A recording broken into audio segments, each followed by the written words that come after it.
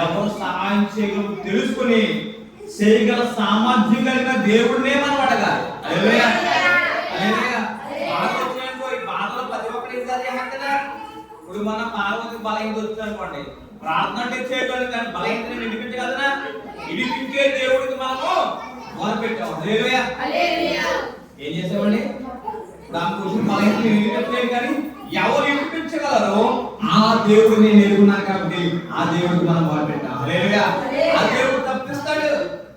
ఇప్పుడు మీ బాధ వస్తుందనుకో, ఈ బాధను తప్పించగల దేవుడు ఎవరో మీరు తెలుసుకో.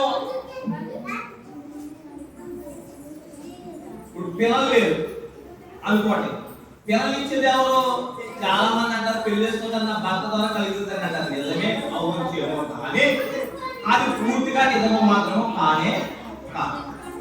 మీరు ఎంత బలవంతుడైన పురుషులు ఉన్నప్పటికీ కూడా, ఎంత బలం కలిగిన స్త్రీ ఉన్నప్పటికీ కూడా వారికి పిల్లలు పుట్టే అవకాశాన్ని మాత్రం కల్పించేవాడు దేవుడే. ఎందుకంటే మీరు ఎప్పుడైనా హాస్పిటల్కి వెళ్ళినప్పుడు చెప్పే మాట ఏంటంటే, శరీరము సహకరించట్లేదు, వారిలో ఉండవలసిన బిడ్డలు పుట్టవలసిన పురుషుల